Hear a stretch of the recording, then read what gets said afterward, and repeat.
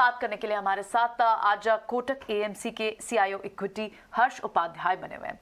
Morning Harsh, pleasure to have you on ET Now Swadesh. सबसे पहले आपका टेक यही समझना चाहेंगे, क्या यूएस मार्केट्स के Q3 के जीडीपी नंबर्स जो आए, बाजार जिस तरह की रैली दिखा रहा है, एफओएमसी की मीट को लगता है 75 बेसिस पॉइंट्स को हाइक इन प्राइस इन कर चुका है, क्या वर्ड्स इज बिहाइंड अस, कैसे मैक्रो एनवायरनमेंट दिख रहा है आपको? Good morning. मॉर्निंग। देखिए, मैक्रो एनवायरनमेंट तो काफी वोलेटाइल रहा है और आगे जाके भी ऐसे ही रहने की आशंका है। लेकिन अगर आप इंडियन मार्केट्स को देखते हैं तो ये काफी रेजिलिएंट होके करीब करीब 18,000 के लेवल पे आ गया है। और अगर अपने कॉर्पोरेट फंडामेंटल्स को देखें या अपने इकोनॉमिक ग्रोथ नंबर्स को देखें, हमारे नंबर्स काफी बेहतर है ग्लोबल काउंटर पार्ट से। तो एक बात हो गई। दूसरी है कि जैसे आपने बताया, फेड का जो इस वीक का मीटिंग है और शायद 75 बेसिस पॉइंट्स का जो हाइक है वो ऑलरेडी डिस्काउंटेड है। सबका नजर इस पे रहेगा कि कितना इंक्रीज हुआ, उस पे नहीं, शायद इस पे होगा कि क्या कमेंट्री होगा आगे के, कितने इंटरेस्ट रेट्स हो सकते हैं, क्या फ्रीक्वेंसी में हो सकते हैं। तो ये सब पे लोगों का नजर रहेगा और वहां पे हो सकता है कि थोड़ा मार्केट को एक तरफ का पॉजिटिव सेंटिमेंट्स शायद मिल जाए।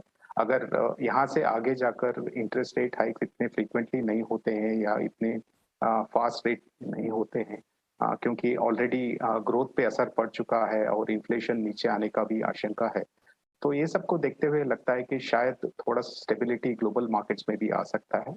अगर वो आएगा तो शायद इंडियन मार्केट्स और भी बेहतर कर सकते हैं। Harsha, good morning.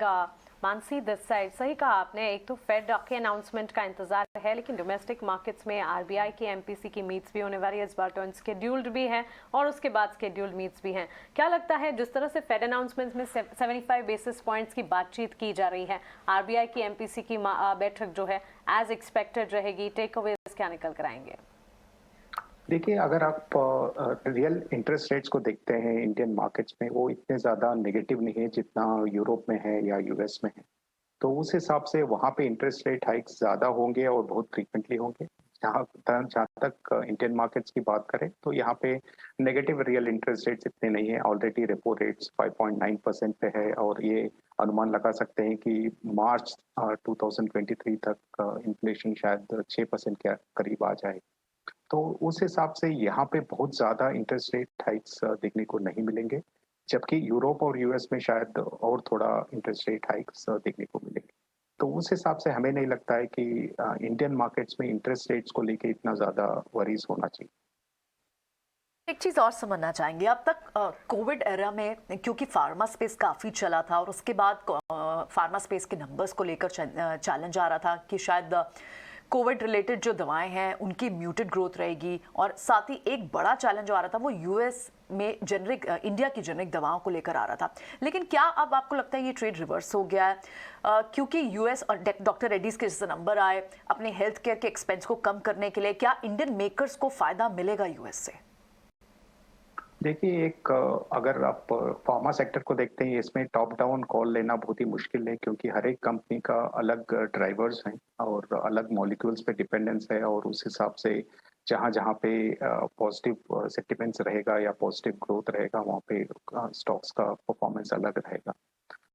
अगर आप यूएस जेनरिक्स का मार्केट देखते हैं और प्राइस मूवमेंट्स देखते हैं, शायद जितना मंदी देखने को मिला था करीब 3-5 साल से, वो शायद यहाँ से नहीं दिखेगा, क्योंकि ऑलरेडी बहुत नीचे स्तर तक प्राइसेस गिर चुके हैं। लेकिन ये भी बोलना मुश्किल है कि यहाँ से क्या इम्प्रूवमेंट देखने को मिलेगा। इस ग्रोथ के हिसाब से शायद स्टेबिलिटी आ जाएगी, लेकिन प्राइसेस पे शायद इतना स्ट्रेंथ नहीं रहेगा। तो उस हिसाब से यूएस जेनरिक मार्केट्स को लेके टॉप डाउन पॉजिटिव कॉल लेना मुश्किल लगता है हमारे हिसाब से। तो अभी भी फार्मा सेक्टर में स्टॉक स्पेसिफिक हिसाब से बॉटम अप एवेल्यूएशन करके ही पोर्टफोलियो बनाना चाहिए। अच्छा, ये तो फार्मा सेक्टर की बात हुई, लेकिन इसके अलावा कौन से सेक्टर्स हैं जिस पर आपकी नज़र है? क्या आपको ऑटोमोबाइल थीम अच्छा लग रहा है, क्योंकि ऑटो बिक्री के आंकड़े लगातार पॉजिटिव आ रहे हैं, बैंक्स की क्रेडिट ग्रोथ काफ़ी पॉजिटिव है। सेक्टर्स कौन से हैं जो इन्वेस्टमेंट के लिहाज से पॉजिटिव और अट्रैक्टिव इस वक्त दिख रहे हैं? देखिए, जैसे हमने पहले भी बात किया, Indian growth as compared to global growth is much better. तो उस हिसाब से हमें इंडियन कंपनीज जो इस ग्रोथ में पार्टिसिपेट करेंगे, उस पर अगर वैल्यूएशन कंफर्ट है तो वहाँ पे पोर्टफोलियो ध्यान रखना चाहिए। तो उस हिसाब से हमारे ओवरवेट जो पोजीशन है अक्रॉस पोर्टफोलियोज वो बैंकिंग सेक्टर पे है, ऑटोमोबाइल्स पे है और इंडस्ट्रियल्स पे है। ये तीनों सेगमेंट्स में हमें लगता है कि यहाँ से अर्निंग्स मोमेंटम भी काफ़ी बेहतर होने वाला है और एक वैल्यूएशन रीरेटिंग का भी मौका मिलेगा। तो ये दोनों देखते हुए हमें ये तीनों सेक्टर में ओवरवेट पोजीशन बना के रखे। हर्ष, लेकिन टेक्नोलॉजी स्टॉक्स को अब भी कैसे अप्रोच किया जाए? ये लॉन्ग टर्म होराइजन के लिए तो अच्छे स्टॉक्स हैं, अट्रैक्टिव वैल्यूएशन पे भी है, एक्सपर्ट्स भी मानते हैं कि जिन लेवल्स पर है इन्हें एक्यूमुलेशन करना चाहिए। लेकिन जिस तरह का कॉन्फिडेंस ग्लोबल टेक कंपनी से गिरा है, आप चाहे ग्लोबल टेक कंपनीज में मेटा, गूगल, अल्फाबेट के नंबर्स देखें, YTD 70% तक का वेल्थ इरोड हो चुकी है इन स्टॉक्स में। इस स्पेस को लेकर आप क्या व्यू बना रहे हैं? Similarly it goes for Indian companies also. देखिए, एक तो इंटरनेट या ई कॉमर्स कंपनीज को अगर देखते हैं तो वहाँ पे वैल्यूएशंस बहुत महंगे थे, अभी भी महंगे हैं गिरने के बाद भी। तो उस हिसाब से अगर थोड़ा भी मार्केट में नर्वसनेस रहेगा तो ये सब स्टॉक्स पे मंदी कायम हो सकती है। लेकिन अगर इंडियन आईटी सेगमेंट को देखते हैं तो वो काफ़ी डिफरेंट है। हमारा फोकस आईटी सर्विसेज पे है, तो वहाँ पे वैल्यूएशंस इतने महंगे नहीं है।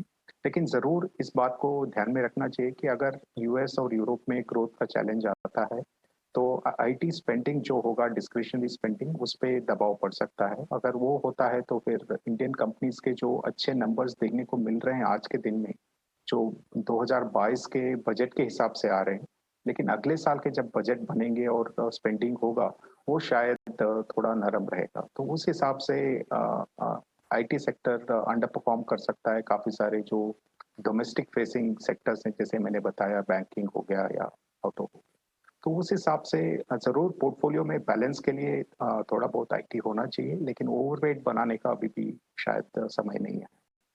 सही कह रहे हैं आप। वैसे तो सारे के सारे फैक्टर्स, ट्रिगर्स जो हैं इस वक्त भारतीय बाजार के हक में ही हैं, चाहे फिर वो अर्निंग्स ग्रोथ का सिनेरियो हो या फिर केपेक्स अप साइकिल हो। लेकिन इन सब के बीच एक चैलेंज रुपी का डेप्रिसिएशन भी है। क्या आपको लगता है ये सिंगल मोस्ट रिस्क है इस वक्त बाजार के लिए, जिसे हमें वॉच आउट करना चाहिए? बिल्कुल, क्रूड प्राइस और रुपी डॉलर रेट, ये दोनों को ध्यान में रखना चाहिए, क्योंकि अपने इकोनॉमी का जो वल्नरेबिलिटी है वो ये दोनों फैक्टर से ही आते हैं। आज के दिन में रुपी अगर बाकी सारे इमर्जिंग मार्केट करेंसीज को कंपेयर करते हैं तो काफ़ी अच्छा किया है, लेकिन जब तक ग्लोबल करेंसीज पे प्रेशर रहेगा तो हमारे मार्केट्स में भी अपने करेंसी पे प्रेशर रहेगा। तो उस हिसाब से थोड़ा बहुत वोलेटिलिटी वहाँ पे कंटिन्यू रहेगा और वो देखना चाहिए। और जब तक यहाँ पे वोलेटिलिटी रहेगा या वोलेटिलिटी का आशंका रहेगा तो शायद बड़े दौर से फॉरेनर्स का इन्वेस्टमेंट्स भी शायद नहीं आएगा, वहाँ पे डिले हो सकता है। तो इसलिए ये देखना ज़रूरी है। लेकिन हमें लगता है कि वहाँ पे कोई क्राइसिस नहीं है और इतना डरने का बात भी नहीं है, लेकिन ज़रूर एक ध्यान रखना चाहिए। हर्ष, एक और चीज समझना चाहेंगे, क्योंकि first half of this year was really crucial and challenging. तो आईपीओ मार्केट में, प्राइमरी मार्केट में भी एक्शन बहुत ही म्यूटेड था, लेकिन अब कई सारे आईपीओज हैं। आईपीओ मार्केट पर आपकी क्या व्यू रहेगी? क्या आपको लगता है कि now the time is favourable और प्राइमरी मार्केट से भी अच्छा मनी सप्लाई आपको दिखेगा?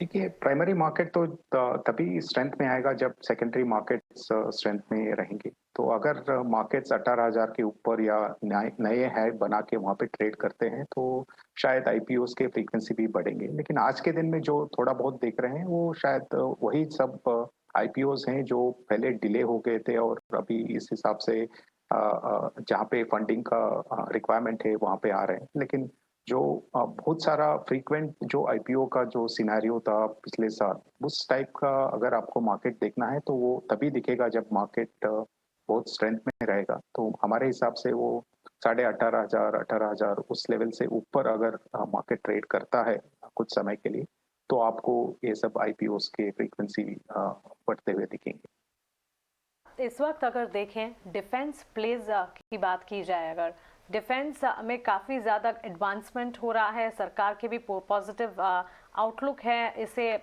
ग्रोथ के लिहाज से अगर देखा जाए एक नया स्पेस, नया सेक्टर उभरता हुआ और इसमें तेज़ी भी लगातार हम देख रहे हैं। आपने बैंकिंग, फाइनेंशियल्स, इंडस्ट्रियल्स और ऑटो पर अपना पॉजिटिव नजरिया जताया, लेकिन कोई और स्पेसेस जैसे कि डिफेंस जिस पर लेटेस्ट एडिशंस की गई हो या इन सेक्टर्स पर अब अप्रोच आपने बढ़ाया हो? हाँ, बिल्कुल हमारा जो पोजीशन है डिफेंस मैन्युफैक्चरिंग पे वो ओवरवेट पोजीशन है। लेकिन आजकल में वो पोजीशन हमने नहीं बनाया है, लेकिन ये पोजीशन काफ़ी 1-2 साल से ओवरवेट पोजीशन है और अच्छे तरह से हमें आउट परफॉर्मेंस मिला है। और अभी भी हम इस सेगमेंट पे पॉजिटिव हैं, लेकिन ज़रूर वैल्यूएशंस को ध्यान रखना चाहिए क्योंकि जैसे आपने बताया, ये सेगमेंट काफ़ी अच्छा कर चुका है, तो उस हिसाब से जो वैल्यूएशन का जो कुशन था, वो अभी नहीं है। लेकिन ज़रूर जैसे डिफेंस मैन्युफैक्चरिंग पे फोकस कंटिन्यू होगा और इंडिजिनाइजेशन पे फोकस रहेगा, तो यहाँ पे ग्रोथ रेट्स भी अच्छे होंगे और मार्जिन्स भी काफ़ी सारे होंगे।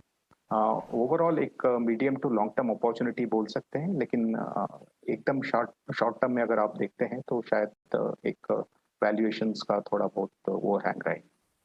आज लगभग 8 क्वार्टर्स हमने देखा कि जो कॉर्पोरेट अर्निंग्स आई हैं अभी तक उनमें आपको निफ्टी अर्निंग्स की जो एस्टिमेशन है वो लार्जली फ्लैट रहा है ऑन वाई बेसिस। Q3 के जो नंबर्स हैं, हालांकि फाइनेंशियल इंडस्ट्रियल्स ये अच्छा कर रहे हैं और आईटी के नंबर्स भी इनलाइन रहे हैं। आप कैसे एनालाइज कर रहे हैं Q3 की अर्निंग्स को अब तक? हाँ, अब तक के जो नतीजे हैं उसके हिसाब से तो ब्रॉडली एज पर एक्सपेक्टेशंस ही चल रहे हैं। सेल्स ग्रोथ तो शायद एक्सपेक्टेशन से बहुत बेहतर आया है, लेकिन मार्जिन्स जो कमोडिटी कॉस्ट प्रेशर्स की वजह से जो कॉन्ट्रैक्ट हुए हैं, तो उसके हिसाब से ओवरऑल प्रॉफिटेबिलिटी पे अभी भी एक दबाव है। अगर आप प्रॉफिट आफ्टर टैक्स नंबर्स देखते हैं तो वो शायद बिल्कुल एक्सपेक्टेशन के हिसाब से हैं। तो जैसे आपने बताया काफ़ी सारे क्वार्टरली रिजल्ट्स हम देख चुके हैं जहाँ पे अपग्रेड्स नहीं हो रहे हैं, तो उस हिसाब से मार्केट को एडिशनल सपोर्ट नहीं मिल रहा है। जो एक्सपेक्टेशंस है उस हिसाब से नतीजे आ रहे हैं या थोड़ा बहुत उससे कम आ रहे हैं। तो उस हिसाब से हमें लगता है कि हमें और 1-2 क्वार्टर्स की इंतज़ार करना पड़ेगा, जहाँ पे शायद ये अर्निंग्स अपग्रेड साइकिल फिर से देखने को मिलेगा। तो हमारा ये अनुमान है कि अगले तिमाही में और लास्ट क्वार्टर में तो आपको कमोडिटी कॉस्ट प्रेशर काफ़ी कम दिखाई देगा और उस हिसाब से अगर ये सेल्स ग्रोथ मोमेंटम जारी रहेगा, तो काफ़ी सारे कंपनीज़ के नतीजे अच्छे आ सकते हैं। तो शायद वहाँ से एक नया अर्निंग्स अपग्रेड साइकिल स्टार्ट हो सकता है। बिल्कुल हर्ष, आपका बहुत शुक्रिया हमारे साथ जुड़ने के लिए, विस्तार से बाजार पर डोमेस्टिक और धन्यवाद। ग्लोबली अपने सेंटिमेंट्स और एनालिसिस हमारे साथ शेयर करने के लिए। Have a nice day to you.